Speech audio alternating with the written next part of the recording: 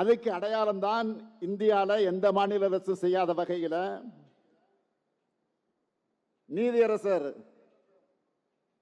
Kurien Joseph தலைமையில் அங்க அமைச்சிருக்கக்கூடிய மாநில சுயாட்சி குழு எப்படி தலைவர் கலைஞர் அவர்கள் ஆகஸ்ட் 15 விடுதலை நாள் அன்று மாநில முதலமைச்சர்கள் தேசிய கொடியை ஏத்துகிற உரிமையை எல்லா மாநிலத்துடைய முதலமைச்சர்களுக்கு பெற்று தந்தாரோ அந்த மாதிரி இந்த குழுவினுடைய மூலமாக அனைத்து மாநில நியாயமான உரிமைகளையும் நாங்கள் பெற்று தருவோம்.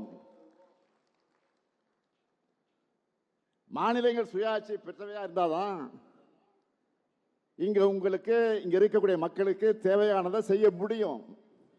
இதைத்தான் நான் சட்டமன்றத்தில் சொன்னேன். ஒரு தாய்க்கு தன் குழந்தைக்கு என்ன தேவைன்னு தெரியும். ஒரு தாய்க்கு தான் தெரியும் தன்னுடைய குழந்தைக்கு என்ன வேணும்னு. தன் குழந்தைக்கு என்ன கொடுக்கணும்னு எங்கேயோ டெல்லியில் இருக்கிறவங்க தீர்மானிச்சா அந்த தாய் பொங்கி எழுவாள் அப்படின்னு சட்டமன்றத்தில் நான் பதிவு பண்ணேன். ஒன்றிய பாஜக அரசு எல்லா வகையிலும் நமக்கு தடை ஏற்படுத்துறாங்க. எப்படியெல்லாம் தமிழ்நாட்டு வளர்ச்சிக்கு குடைச்சல் கொடுக்க முடியும்னு யோசிச்சு எல்லா அருவத்திலையும் அதை பண்ணிக்கிட்டு இருக்கிறாங்க. ஆனா இது எல்லாத்தையும் மீறி ஒன்றிய அரசே வெளியிடக்கூடிய எல்லா தரவரிசையும் எல்லா புள்ளி விவரங்களையும் நம்ம தமிழ்நாடு தான் முதன்மையிடத்தை மீண்டும் மீண்டும் பிடிச்சுக்கிட்டு இருக்கு. இதுக்கு காரணம் என்ன? நம்முடைய திறமையான நிர்வாகம். இத்தனை இடர்பாடுகளை நீங்க உருவாக்கும் போதே நாங்கள் இவ்வளவு சிறப்பாக செயல்படுறோம்னா எங்களை வஞ்சிக்காம தமிழ்நாட்டுக்கு நியாயமா கிடைக்க வேண்டிய நிதியை கொடுத்தா எங்க உரிமைகளை தடையிடாம இருந்தா எங்களால் இன்னும் பல மடங்கு சிறப்பாக செயல்பட முடியும். நீங்க செய்யலன்னா நீங்க ஏற்படுத்துகிற தடைகளை எல்லாம் ஒவ்வொன்றா சட்டபூர்வமா உடைச்செறிவோம். அது மட்டுமல்ல, தமிழ்நாட்டை எல்லா துறைகளில் நம்பர் 1 மாநிலமாக மாற்றுவதற்கு நாங்கள் உழைச்சு கொண்டே தான் இருப்போம். இதனாலதான் தமிழ்நாடு மட்டும் எப்படி தனித்துவமாக இருக்கலாம்னு நீங்க நினைச்சு ஒன்றிய உள்துறை அமைச்சர் அமித்ஷா அவர்கள் சொல்றாரு, நாங்க 2026 நாங்க தான் ஆட்சி அமைப்போம் நாடாளுமன்றத்தில் பேசுறாரு. தமிழ்நாட்டுக்கு அதையே சொல்லிட்டு போயிருக்கிறாரு. நான் அவருக்கு சவாலா ஒன்று சொல்லிக்க விரும்புகிறேன். டெல்லியின் ஆளுகைக்கு தமிழ்நாடு என்றைக்கும் அடிபணியாது. அப்படி ஒரு தனி குணம், ஒரு தனித்தன்மை கொண்டவங்க நாங்க. மற்ற மாநிலங்களில் போய் அங்கே உள்ள கட்சிகளை உடைச்சு ரைடு மூலமா மிரட்டி ஆட்சி அமைக்கிற உங்க ஃபார்முலா எங்க தமிழ்நாட்டில் வேலைக்காகாது. நீங்க ஏமாற வேண்டாம்.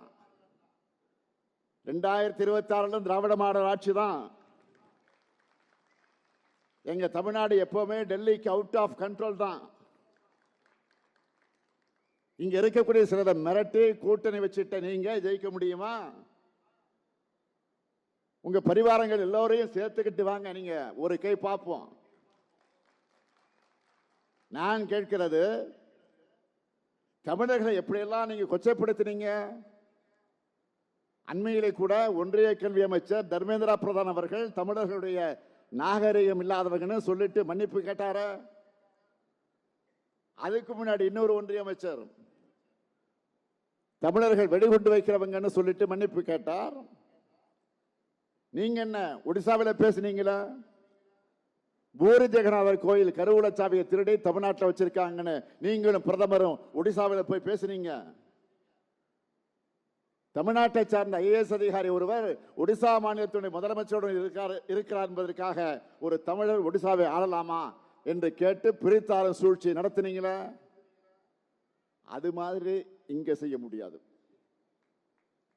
இங்க நீங்க தன்மானமும் தமிழ் இனமானமும் இல்லாத கொத்தடிமையோட ஒரு துரோக கூட்டணியை சேர்ந்து தமிழ்நாட்டை ஆள நினைக்கிறீங்க. நீங்க கொஞ்சம் வரலாற்றை எடுத்து பாருங்க. சுயமரியாதையும் மானம் வீரம் விவேகம் கூட நல்லெண்ணக்கு உள்ள மண் எங்கள் தமிழ் மண்.